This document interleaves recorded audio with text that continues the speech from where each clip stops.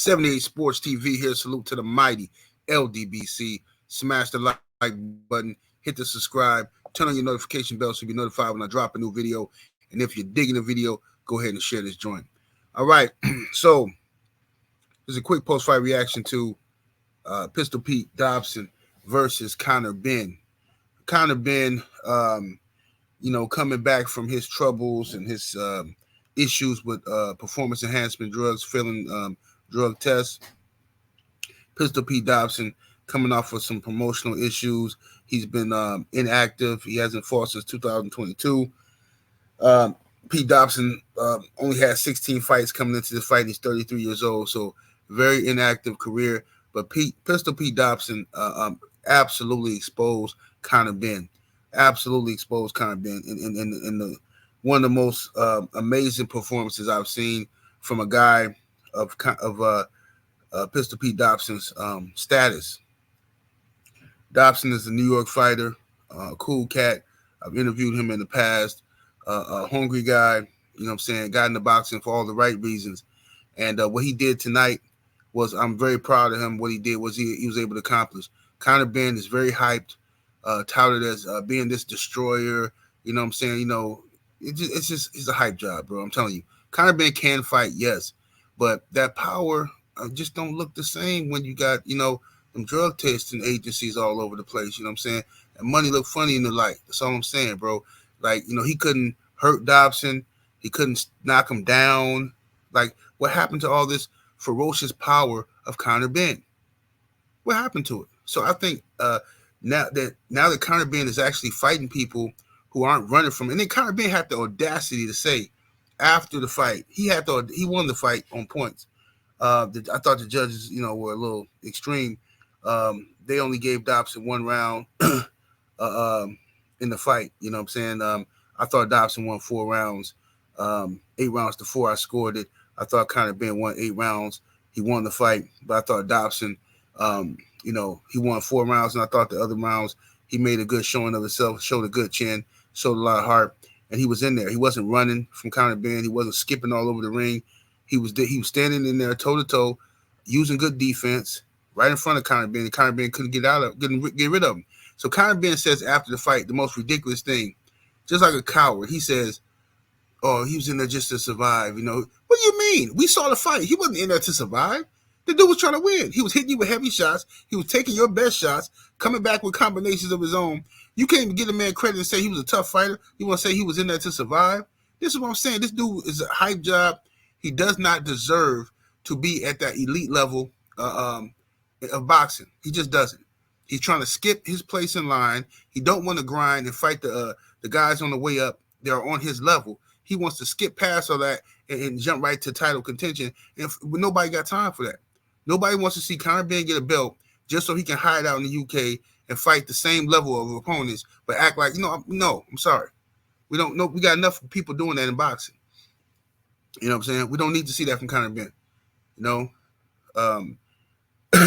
He can't even fight in the UK because he don't have a license because, of the failed drug situation. You know what I mean? That he said he got from eating eggs. He ate too many eggs and the drug was in his system. Okay?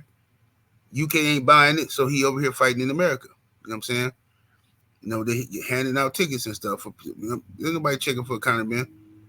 Then he come over here and lay an egg and trying to make it put a good spin on it and act like, oh, this guy, he was just in there to survive. Bro, we saw the fight. Sorry. If this is anybody else, it'd be a million YouTube videos talking about exposed. This person couldn't knock him out. So I'm gonna do Conor Benn the same way. So you from the Bronx, New York, man? Yeah, I'm from the Bronx, New York. I'm from Throgs Neck. Okay. A lot of people don't know where Throgs Neck is. I'm gonna put Throgs Neck on the map.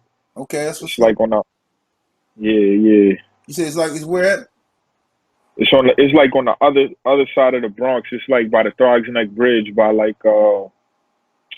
it's like if you come from Queens, it's right there. Cause like most people, they know the South Bronx. That's why like by Manhattan, but that's like I live on the whole other side. Okay. Of the Bronx, like closer to Yonkers and Queens and all of that. Okay. So tell the people how you got into boxing. I just got into boxing. I used to play basketball. You know, I used to average a fight every other day. Wow. And my aunt had a boxing gym around the corner from her house, and I used to just chill over there with my cousin, and we just walked into the boxing gym, and I just started sparring out right off the street. Cause like the first trainer that I had, he was like a trainer that trained all kids. So he'd just be like, "Oh, how old are you? How old are you? All right, you two get in the ring." He wouldn't even check your weight class or nothing. He'll just be like, "Oh, y'all the same age? Get in the ring." I used to spar dudes that was like 18, straight off the street, and I was beating them up. So like I'll just like always in basketball.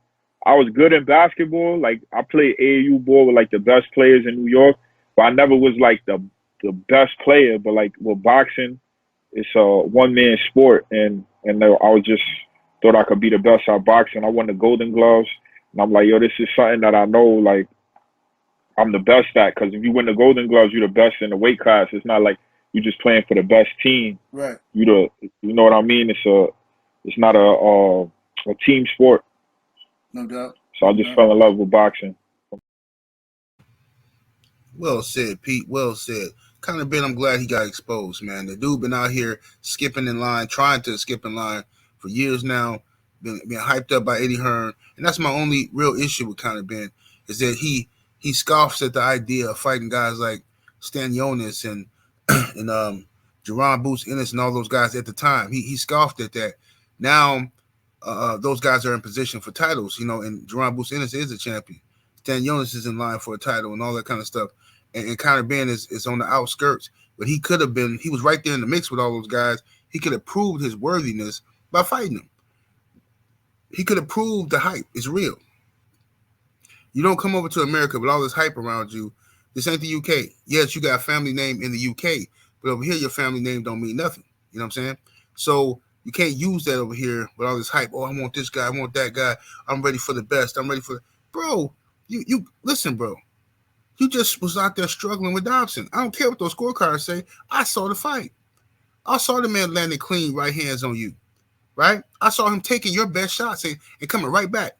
Right when you thinking you finna knock him out, I saw Conor Benn land a clean flush right hand several times on Dobson.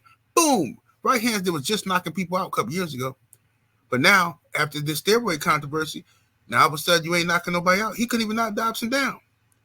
Something looks sketchy to me. Let me know what y'all think, man. 78 Sports TV. Salute to the mighty ldbc. Smash that like button, y'all. Share the video. Subscribe to the channel. And I'm about to here. Deuces.